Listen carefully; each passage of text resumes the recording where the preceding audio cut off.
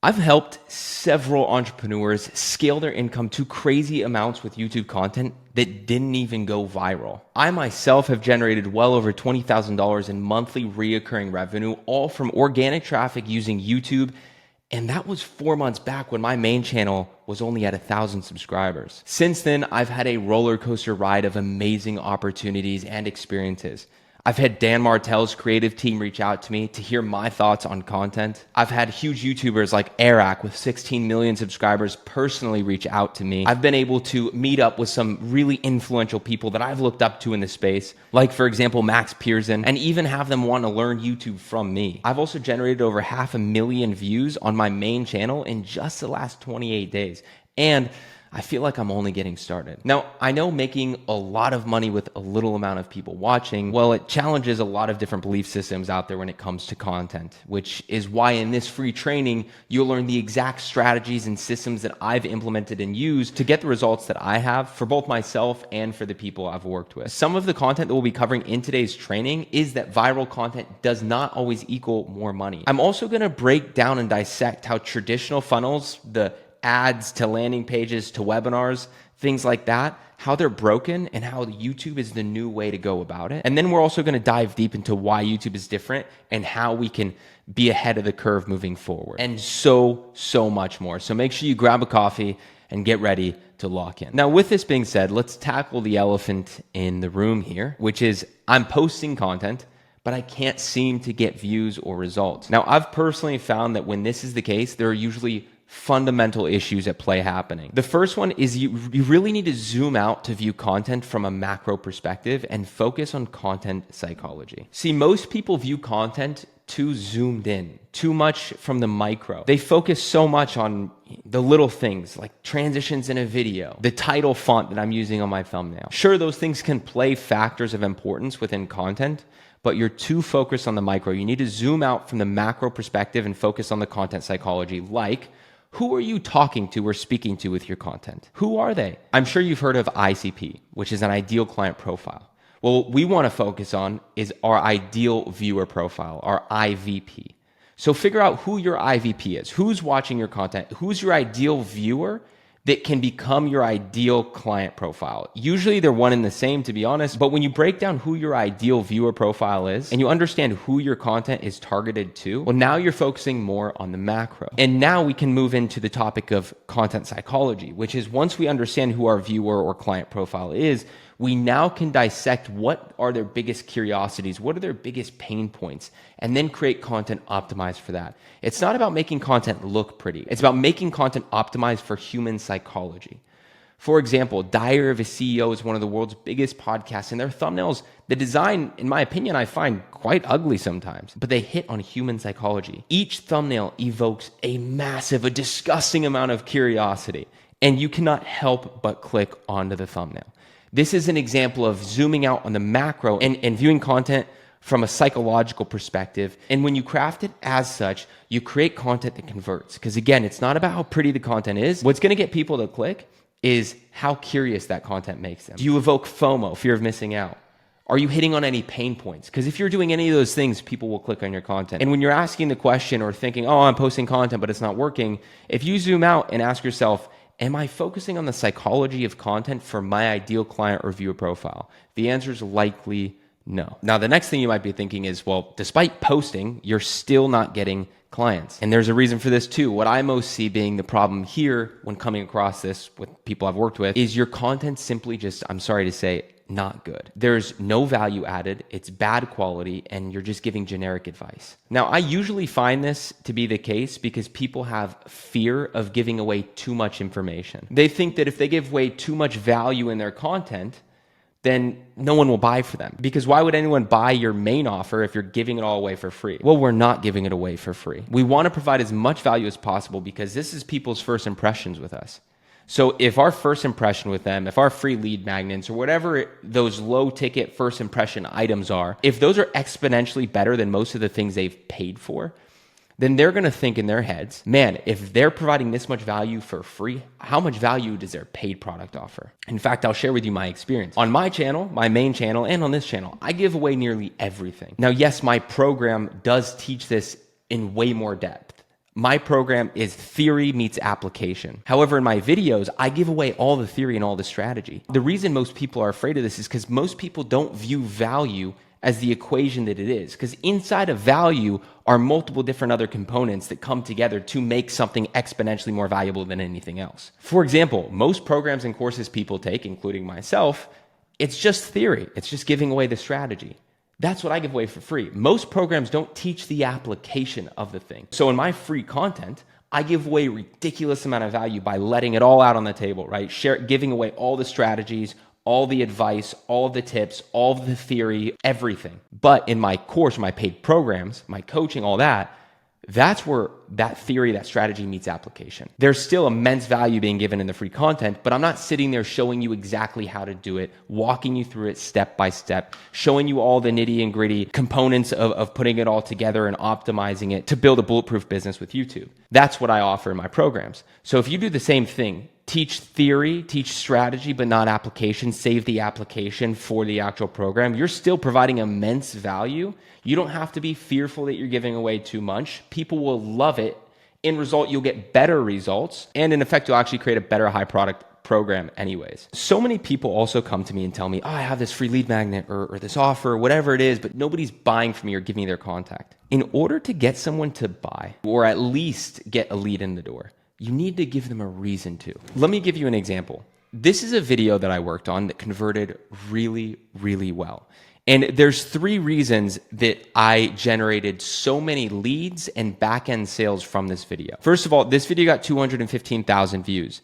But I have another video that has more views than that. And it didn't convert as well as this because in that other video, I wasn't focused on providing as much value, credibility, and a clear call to action like I was in this video. In this video, I did those 3 things. And in turn, not only did it become what I call a unicorn, where it gets a lot of views, but it also became one of my highest converting pieces of content in the sense that it brought the most high quality leads and back-end sales from it. Why? Because I was giving them a reason to do it. I wasn't just saying, hey, this is the thing, and then expecting them to go click into my link and buy my offer, download my free lead magnet. No, because people need a reason to do that from you. So in this video, what I did was I basically created a ton of value. So in this video, right from the start, it's just value added, value added. And then what I do is I have credibility. What do I mean by that? I have clips of the CEO of YouTube. I strategically grabbed clips from him that validate what I'm saying here in the value section, giving myself more credibility by using a source that's credible. Then what I'm doing again is packing on more value, giving actionable tips, tons of value. And then I do the same thing here by dropping more credibility, having the YouTube CEO from an interview, a clip from what he's saying, validate my point. And again, he's a credible source, so I have double credibility stacked onto each other. Then I'm providing more value and more value throughout the video. And then the credibility drop again, and then more value. Now, what am I doing all throughout here? Well, I'm providing a ton of value up front, and I made sure that this was some drop the mic value to start because I knew in about 60 seconds into the video, I wanted to have a call to action to my lead magnet. So right after I dropped an insane amount of value in the first 30 to 60 seconds, I have people hooked. Now I'm going to spend 10 seconds, and my call to action was literally, I think, a total of 8 seconds. I said, by the way, if you guys want help with YouTube growth, I have a completely free custom trained AI GPT that you can download in the link in the description below. That was like 8 seconds or less, and that's how long the final call to action came out. And then I, boom, transitioned straight into credibility. So that's my first call to action. I wasn't asking anything. I was giving something valuable away for free after I already provided a ton of value. In turn, giving them a lot of subconscious reason as to why they should go in and opt into my free call to action or lead magnet. This video alone, I think, generated me over like 6,000 emails just at this point on my newsletter. And then again, throughout the rest of the video, I continue to do this trend of value, credibility, value, credibility, value. And then this call to action is a call to action to my offer, to my landing page. But at this point, I have packed on and stacked so much value and credibility that when I give this call to action, people opt into it. I also do one more thing, and I add results to it. I tell them what the offer is, and there's a few things that you want to hit on if you want someone to give someone a reason to opt into your offer. You want to make sure it hits on a pain point that could be solved for them. You want to make sure there's some sort of curiosity or some sort of urgency, and you want to make sure there's case studies backed of normal people just like them so they feel like it's achievable. And I do this. In this video, I talked about how in my program, on just one Q&A call, I gave somebody who's brand new channel some thumbnail advice on an underperforming video. It was like under 200 views. After he implemented that thumbnail advice, the video 3 days later blew up to over, I think 50,000. I think it's like at 100,000 views at the time I'm recording this. But it's like a great case study. And it's something that I drop in the call to action seamlessly. And in doing so, I give more people a reason to click onto it, right? Rather than pleading for them to click onto it, I'm giving them a reason by telling them, hey, I know this is a result you want. This is a result I've achieved with students of mine. I'm subconsciously basically saying this is what you could achieve too.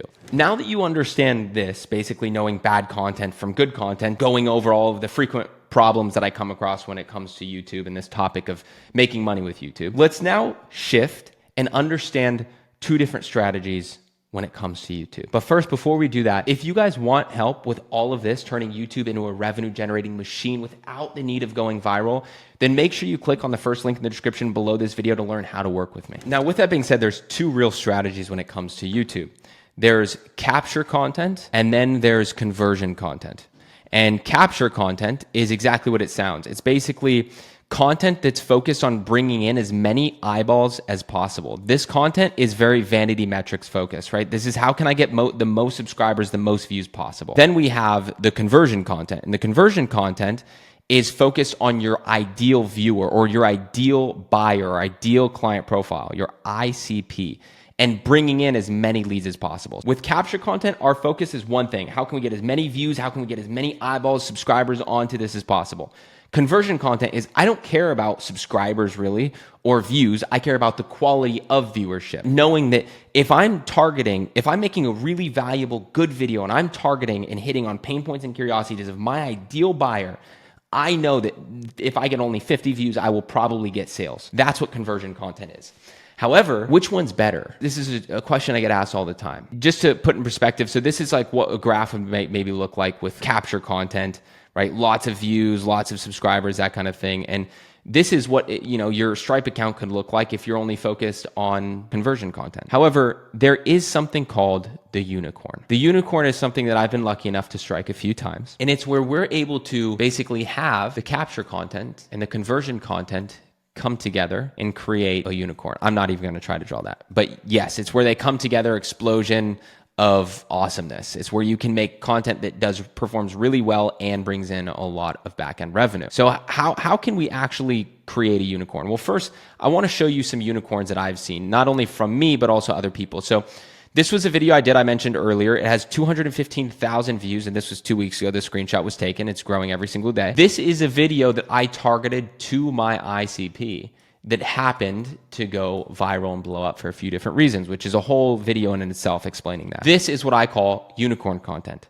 It's not often that you create conversion content that's also capture content. It's very difficult to do and very rare. Here's another example of it. He's technically a competitor in my space, but I don't know him, but I adore his content. He's a fantastic content creator who provides so much value about the topic. But this is another great video. It's 148,000 views, and this was super targeted on his ideal client profile.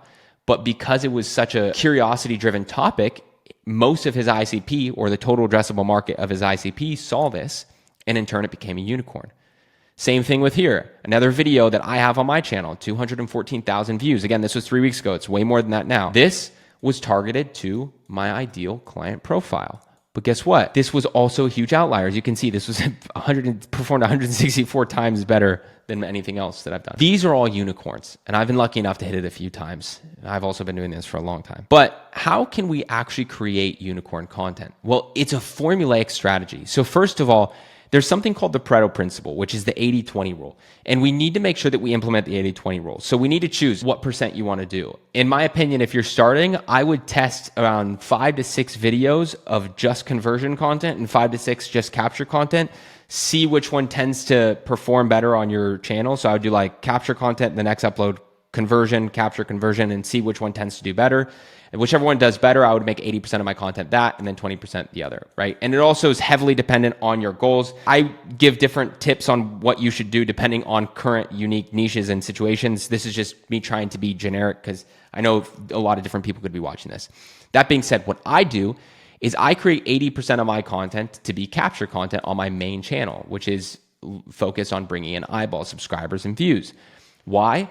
Because I genuinely love creating the capture content. It's where I can get really creative and dive into like the creation of YouTube videos and create narratives and stories. And I like that. I have a lot of fun with this, right? I've already brought in so many leads with my content that right now I wanted to make a shift and do more 80% of capture content because I'm a little bit more passionate about that. However, I also love talking about business, which is why you're watching this video, and how to make money with YouTube.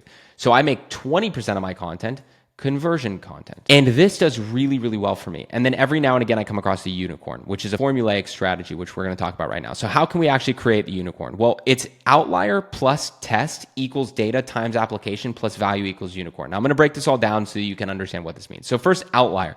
So we want to find outliers. And for example, an outlier is basically if you post a video today, it gets 17 views. Tomorrow, another one gets 18 views. And then the third day you post a video and it gets 1 million views. That video that got 1 million views is now an outlier. It's any video that performs exponentially better than anything else on your channel.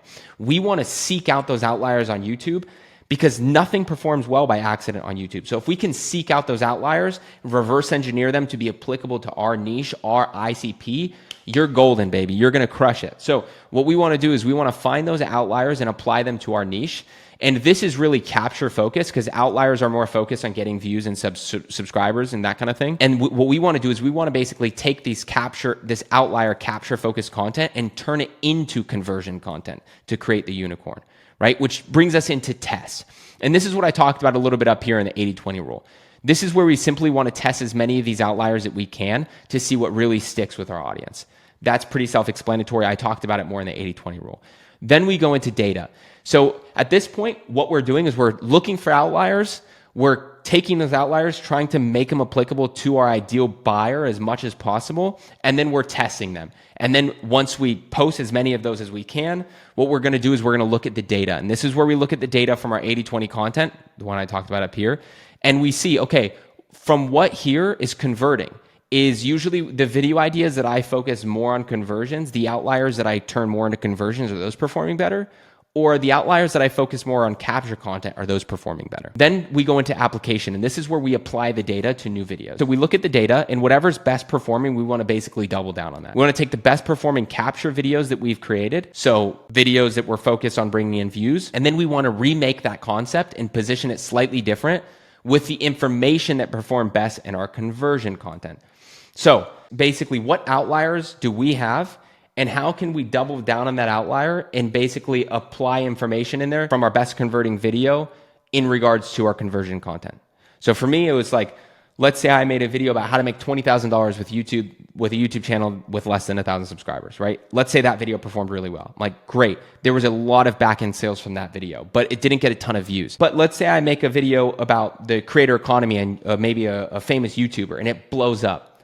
Well, now I know what people want to see, and I know what people find valuable. Now I'm going to put them together to craft a unicorn, and I might create a video like, why are so many YouTubers quitting? It still has that famous YouTuber creator economy concept, and yet I could make it applicable in the video to my video that converted really well, my conversion video that converted really well and brought in a lot of sales, where I talk about a certain flywheel that makes $100,000.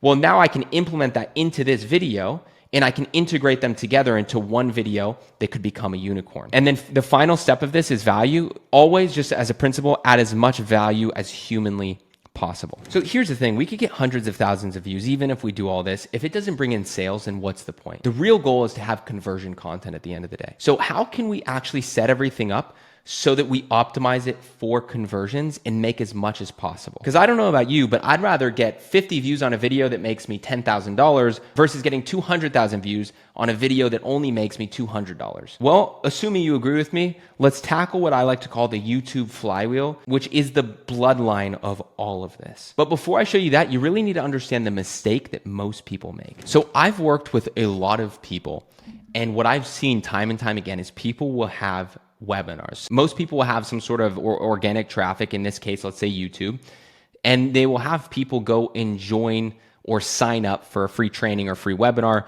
which is where they end up actually trying to sell their main offer, right, in that webinar, which is usually a product or service that they're selling. There's a problem here though. This video I did better, but let's just say that this is 10,000 views, for example, right? If we have a YouTube video, an organic YouTube video, and this video gets 10,000 views, an average conversion rate is 2 to 5%. If you look at the statistics, an average conversion rate into something like signups for a webinar funnel or a free training, it's usually 2 to 5%. So if we have 10,000 views on a video, that means once we get people to come over here to our landing page, right, where they could watch a little video and they could have the sign up button, and then boom. The average is if it's a 2 to 5% conversion rate, that means from a video that we're getting 10,000 views on, we're only getting 300 signups. That's nothing. I don't like those odds. And if we have a 2 to 5% conversion rate from the signups, that means we're only getting 2 to 5 sales. I don't know about you. I do not like these numbers. That means I have to get 10,000 views on every video just to make 2 to 5 sales if I do this model. The thing is, so many creators I've worked with, entrepreneurs I've worked with, they do this webinar model because free trainings are great. But the thing is, what if we got rid of the sign up page? What if we got rid of this? Because if we look at what is the biggest bottleneck here, where are we losing all of these people? We have 10,000 views here, but only 300 here, which means this landing page, the free sign up page, that's where we're losing so many people. So many people don't want to click on that link to the landing page to sign up. So what if we could get rid of that sign up page, that bottleneck, where we lose a ton of potential leads? And what if we had those 10,000 viewers be in a free training without having to have them sign up? In theory, at a 2 to 5% conversion rate, we'd have 200 to 500 sales instead of 2 to 5 sales. I like those numbers a lot better. And that leads me into the YouTube flywheel. This is something that I have generated over hundreds of thousands of dollars for clients I've worked with on. And myself, this alone generates me well over $20,000 in monthly reoccurring revenue through this flywheel system. In fact, you guys are watching my free training right now. So basically the way it works is you have a normal YouTube video that you post, your normal traditional videos. And at the end, we have an end screen call to action. Instead of having them go straight to our landing page, what we're going to do is have that call to action to go to our free webinar, right? Which is really just, we're going to be hosting it on YouTube. So we're going to tell them to go there instead. Now they don't need to sign up for anything or do anything. They literally just need to click a thumbnail on the video. Let's say I'm making a normal video called, I studied 1,000 YouTube outliers. This is what go viral. My end screen call to action at the end of the video will be like, by the way, guys, this is just one technique I covered. If you guys want to learn the full A to Z to how to grow a YouTube channel and how to actually turn it into a revenue generating machine, then you should watch this completely free 1 hour plus long training that I made on exactly how to do that. That's how I do the end screen call to action, getting them to click into this video. This is going to be your free training or your webinar, right? Your VSL, whatever you want to call it. This is what you're watching right now. What you're watching is my free training. So this right here is going to convert way more people. And then from here, you want to have several call to actions in your free training to your landing page, which is where they can book a call with you or do whatever your product or service offers. And then you can then go ahead and close them into a sale. Now, there's a few reasons we do this. One, obviously we want to offset that 2 to 5% conversion rate because that's horrible. This way, the conversion rates are way more in your favor in regards to the percentages being much higher. Secondly, on average, a viewer needs to spend around, take this with a grain of salt, 7 hours. They need to consume around 7 hours of content of you before actually buying from you. Again, give or take, right? Take that with a grain of salt. But that's what the statistics show. Now, what I've personally seen from the data is because what I used to do is I've tried the webinar funnel. I didn't like the conversion. So what I started doing is just having my normal YouTube videos go straight to my landing page. However, on my landing page, they have to book a call. On these calls, I found that when I did that, the calls were super low quality. They were people who couldn't afford the service, or they were people who were just fishing for free advice. Versus when I instead built more value and trust targeting my ideal client profile, I've made a video with an end screen call to action to my free training, which is what you're watching right now. And in doing so, the leads were way warmer, way more high quality leads. I built way more value and trust with the person watching, and my quality of my conversions and close rate on my sales went up exponentially. So I have a sales rep who does all the sales calls and closes. And when we used to have the funnel system just from a normal YouTube video into our landing page, the close rate was horrible because of the quality of leads. Now, having people go from one video, a normal YouTube video, into a free training, which is pinned on my channel, the leads are higher. I'm providing more value and trust, and I'm getting actually way more. I'm getting less clicks onto my funnel, but way more calls booked, way more closings. So I'm actually closing more deals, making more money since implementing this flywheel. And this is the same flywheel I've done and implemented with my clients that have worked like crazy good. Now, I wanted to just paint the picture of this in even more simply, right? So we have a bunch of normal YouTube videos like this. At the end screen of all of these videos, we would want to have an end screen call to action to our free training. Now, one other thing that this does actually, which I didn't mention, is this actually helps YouTube push our content more, because now if we look at what YouTube's goal is as a platform, zoom out the macro, what is their main goal? Well, their main goal is to keep people on the platform for longer, right?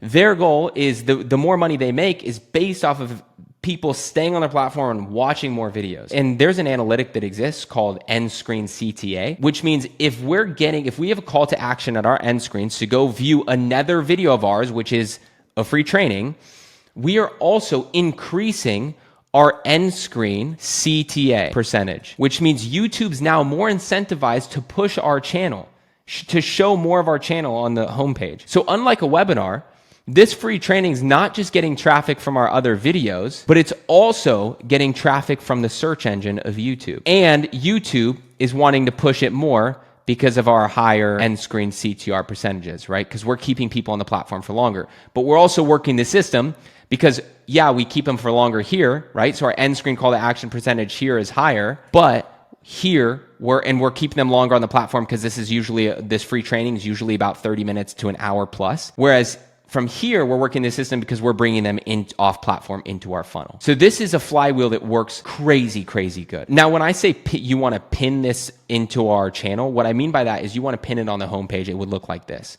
right?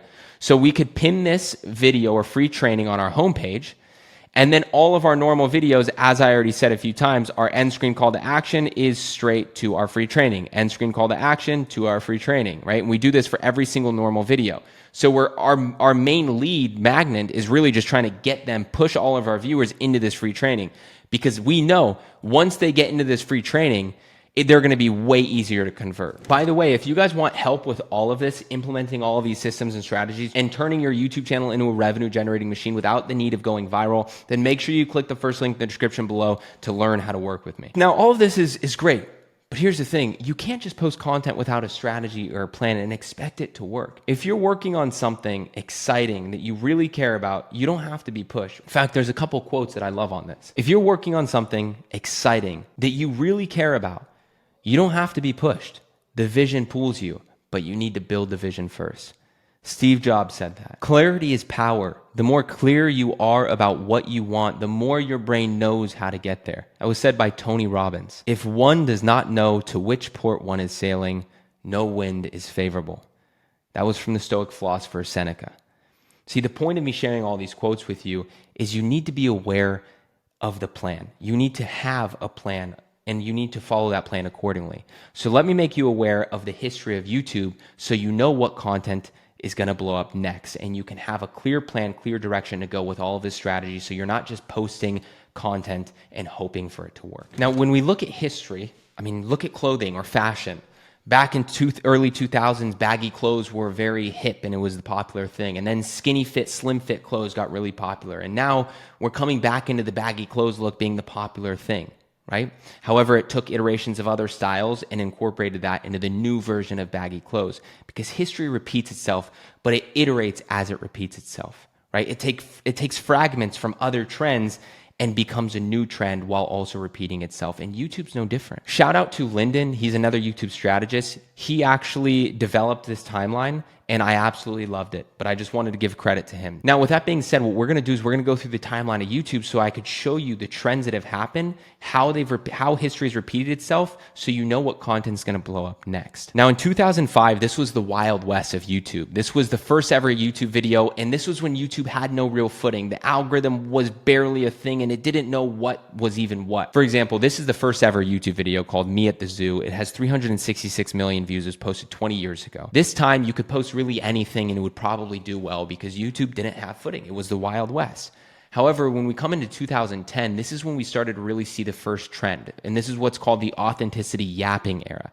This was really when YouTube finally started to build an algorithm, figure out what its footing was and where it was in this whole online world. This is where we started seeing an uprise of the first ever popular creators. This is where we started to see the PewDiePies coming on the scene, the Jenna Marbles and the Shane Dawsons of the world, right? This was all in the 2010 phase and the really first historical trend that ever happened on YouTube. And the key here was that people loved connection, right? This was content, really raw content, where people will, like PewDiePie would sit in his office in a gaming chair. Jenna Marbles would sit on her couch crying, and Shane Dawson was in a bathroom, right? And they would literally not move anywhere else in the whole video. They would just stay there and yap to camera, just talking, right? Talking about whatever they would talk about. But people liked that connection at the time. This is the first time anybody's ever seen this type of content because it was so different from TV, which is what everyone was used to at this time. Yet this was also the first time in YouTube history that, as I said, we really began to see a trend. And this takes us into 2012 and 2014, and this was the sketch comedy channels, right? This is when Smosh, Rhett and Link, EERP, all of these channels really started to blow up, and YouTube began to become a platform where millions, tens of millions of people started to join. This is when YouTube started getting taken really seriously, and we saw a huge tick in this time, as I said, in comedy sketch channels, and they all began to blow up, right? And then we go forward into 2015, 2016, and this is when, for the first time, high-quality content became a thing. Because if we look at the supply and demand theory, at this point, there was so much supply or so many creators starting to join. There was, before there was a lot of demand, so you can just kind of post whatever, but now there's so much more supply, so there was less demand for this content, so people needed to up their game, and this is where high quality became a trend, right? 2015 to 2016. This is when YouTube really started to get more competitive, as I just said, which is why this became the case. But this was also the first time in history, YouTube history, when a mix of an old trend came to intercept and become one with this high quality trend. So this is when YouTube repeats itself, historically speaking, for the first time.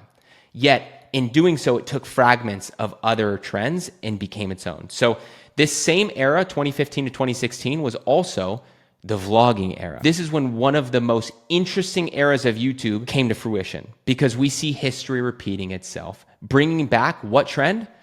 It was bringing back the authenticity trend. This is what was history repeating itself, was this trend coming back in the form of a vlog. Yet vlogs were also had sketches and comedy, right? So it took a fragment or a piece of this era, yet they were also, some of them were high quality. So it took a fragment of this as well and almost created its new trend while having history repeat itself.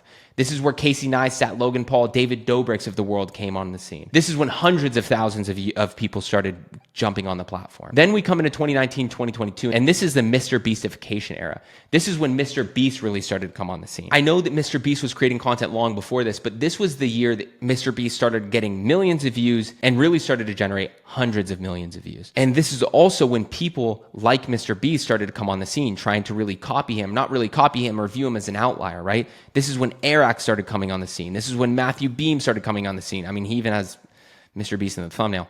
ZHCs of the world, right?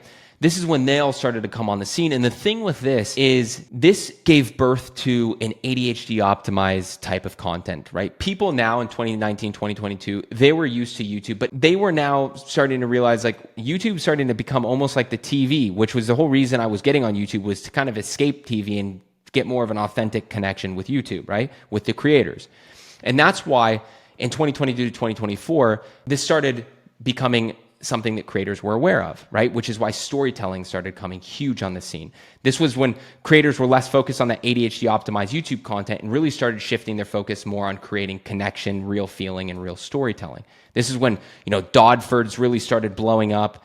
This is when the, Sean Kitching started coming out with a lot of content focused on storytelling. And even Mr. Beast's latest video, right?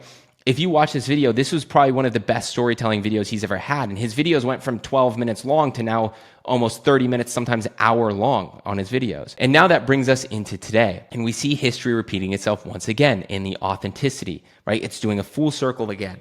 Now the trend that it's repeating itself with is authenticity. We've seen creators like Iman Ghazi, who has 5 million subscribers, create new channels and only posting raw content, right? This is basically a trend that we're seeing with zero editing. It's filmed on their webcam or iPhone or basic camera, and they just post it to screen.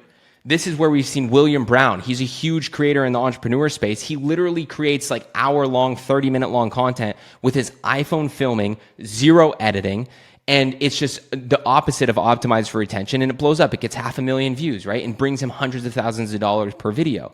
Charlie Morgan, he used to have super high edited content, yet now he posts, some of his videos are even 3 hours long with him sitting in front of a whiteboard. This is just with his webcam, right? It has 300,000 views. These are just super raw videos that people are blowing up with. Yet the problem is we're starting to see this content really start to die off, especially recently. It's still working. Don't get me wrong. It's still working. But the problem is people have been seeing this content work so well because some of these really big people in the space like William Brown, Charlie Morgan, and Iman Gadzhi are doing it so much that now everyone and their mother are replicating it. So many people are doing this raw type content. Because of that, again, if we look at the theory of supply and demand, the more supply there is to fulfill demand, the less relevant it becomes. And that's exactly what's happening with this raw type content. So that leads us into the next trend. And very few people, very select people know what's happening next. The next trend, if you start doing this now, you will blow up on YouTube because you are going to be ahead of the curve. The next trend coming into 2026, in fact, it's even starting now in 2027, is high quality content. But not high quality. When I say high quality, I don't mean high crazy editing. I mean high quality content, good looking, high production content, right? Filmed with a camera that looks good, with good lighting, that looks like you actually put effort into it. Mainly, and the most important two things other than that are going to be, when I say high quality content coming into, a ton of value added and a really good storytelling. Now, if you don't believe me, take these creators as an example. Callaway is a relatively new creator on YouTube, and he jumped in on this trend, high quality, focus on storytelling, value, and production, right? What's the result? All of his videos blow up. This one, 1.5 million views. Dodford, he's been doing this for a while. He crushes it. Take myself as an example. So I studied this whole historical trend that we just went through. I studied this, and I started implementing and testing if it actually works. My two most recent videos since implementing this have blown up. I was generating about 1 to maybe 5,000 views on a video. I think my best video was like 80,000 views, but it was a huge outlier. Before this, I started implementing this new model, this new trend that we're going to be coming into. And look what happened. My video got 200,000 views. My next video, 200,000 views. In fact, right now, these videos are both way over that because these screenshots were taken 2 weeks ago, right? Both these videos have way more views now. This is just proof. I am proof. These other creators are proof that this is working. I'm consistently generating over 200,000 views a video. That's ridiculous, right? And it's because I'm implementing this. Now, here's the thing. If you're new to this or you don't have the time to learn all of this and the many other strategies, frameworks, and systems that go into doing this as optimal as possible, then it'll be like trying to light a match in the rain. It's possible, but it's just extremely difficult. So that being said, if you want help with all of this, if you want hand-holding, step-by-step application for all of this and help into turning your YouTube into a revenue-generating machine without the need of going viral, then make sure you click the link in the description below this video to learn how to work with me.